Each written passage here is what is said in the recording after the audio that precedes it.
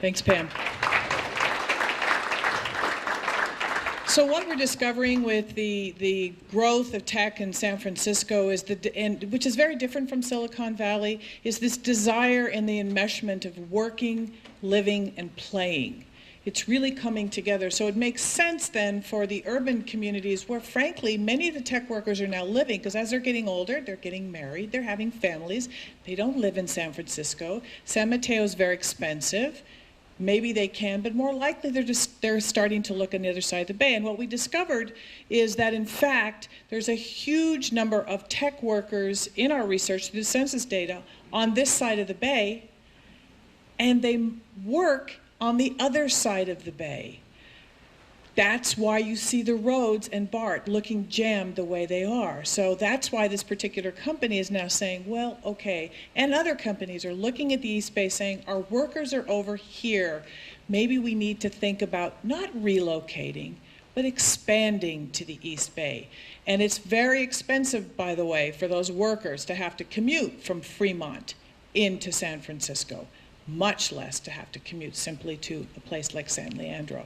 So that's really some of the opportunity that we have in front of us. So Westgate offers a very different proposition. Here we have a Chrysler plant, a former Chrysler plant that was decommissioned in the late 1950s. What to do with that? So with that, I'm here to introduce David Hawley, who's the property manager for Westgate. How many of you here know where Westgate is? Yeah, most of it. So can't miss it, right off of 880. What will we do with that? And the fiber has already been pulled in. So David. Hi, I'm Dave Hawley. I'm property manager for the Westgate Business Center in San Leandro, California. I work for Unico Properties, and we're in the midst of repositioning a 750,000 square foot shopping center called Westgate. Good evening, everyone. I'm Dave Hawley, and I manage the Westgate Center on the freeway and Davis. As you all know, everyone calls it Home Depot. I'm really surprised that everybody raised their hand and knew where Westgate was. I don't have a presentation in that ours all comes together tomorrow or Thursday in a meeting with the owners coming down from Seattle and the architects from Berkeley, and everything seems to come together this week, a couple of days short of this meeting. But I will give you a little bit of history of Westgate. And a lot of people that shop at Walmart or Home Depot or whatever it is have absolutely no clue what's upstairs. But it is it's almost 300,000 square feet of over 100 offices. It's not storage space for Home Depot or the Sports Authority or whatever. It has 160 parking spaces upstairs. And it is full of companies that originally the developer leased out to architects, to biomed, air conditioning companies, artists. There's just a whole menagerie of different types of companies that's upstairs. And as Debbie said, it was built as a factory. It was owned by Chrysler, and they built cars until 1962. Then it was purchased by Kaiser Corporation, which is, I just learned that today. It's kind of strange that Kaiser built their hospital next door. But they sold it in 1972 to International Harvester, of which International Harvester continued to build automobiles until 1987. Monarch purchased it, and they saw it as it's a strategic location on Davis and the freeway. They saw it as a shopping center. That was your first innovation. As the property begins to change uses, they saw it as a great place for retail, and they saw it as a great place to put the artists upstairs. And we've been going down that path for many years. Let's see, jumping ahead of myself here. A couple of years ago, our owners decided that they wanted to sell the property. And they wanted to see what kind of a reaction they got in the marketplace. All of the buyers, and there were 7 of them, came to the property, looked at the property and said, "We know what you're doing on the ground floor. That's pretty obvious.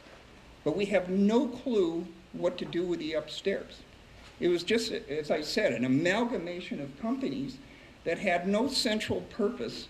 You could be storage units, it could be anything up there.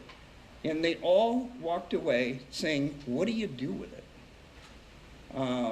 So after walking those people through, we basically sat down with the owners and said, "You've got to figure this out. We all have to sit down and figure this out." And then let San Leandro hit the paper. And all of a sudden, the fiber in itself got us thinking that we had no idea what to do with the artist, the architect, the lab, or whatever, but a fiber with high-tech capabilities could bring in a whole new array of companies that we couldn't at that point even consider. And we just started to sit down and go through this whole process and decided that we would go out to the public and start asking them, if we put fiber in the building, what changes could happen here at Westgate? Here you have a building that's 8 acres per floor. It's a factory. It's not going to be a beautiful regional mall like BAM has, and it's on the way to the dump, okay? It's not going to attract first-class tenants. It's just not going to happen. So with the fiber, what kind of reuse can we get out of Westgate? And as I said, we went out to the public, we interviewed probably 20, 25 brokers, developers. We went everywhere to try to determine what people felt a good reuse for Westgate was. And it came down to almost a unanimous decision was, you gotta go tech. But there's a certain type of tech that Westgate can attract. And we believe, Debbie and I went into the city the other day, and we went to a business called the Tech Shop. And the Tech Shop is, I don't know, how many people had shop in school?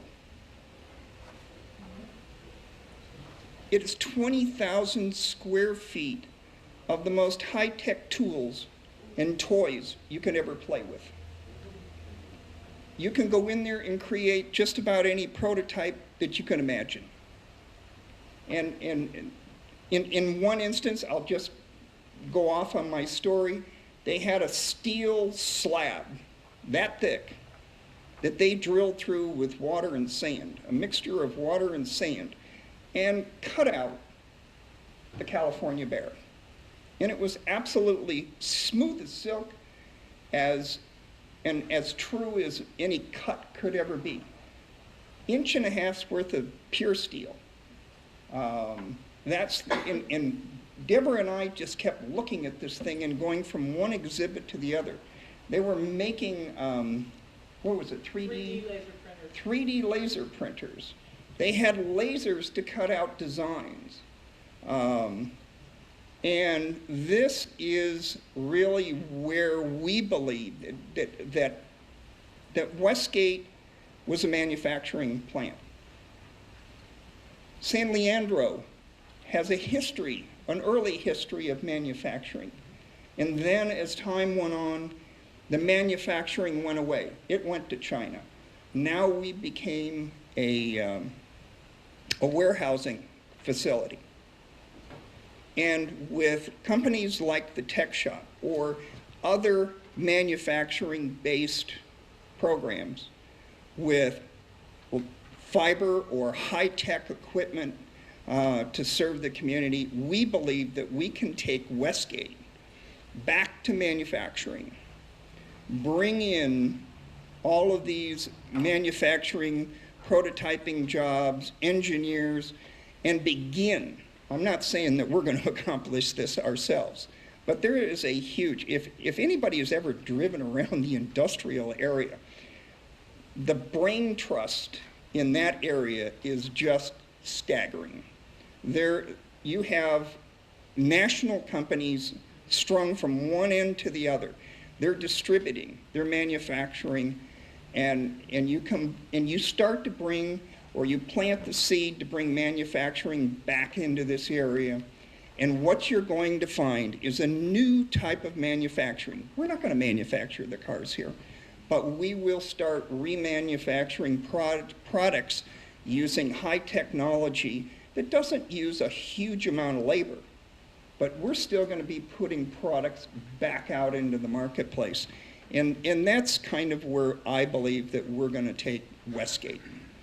And that's how I believe that is innovation. It is taking the fiber, it's taking a new product and an old product, and it's combining them and putting them into a brand new use to produce new jobs and new markets.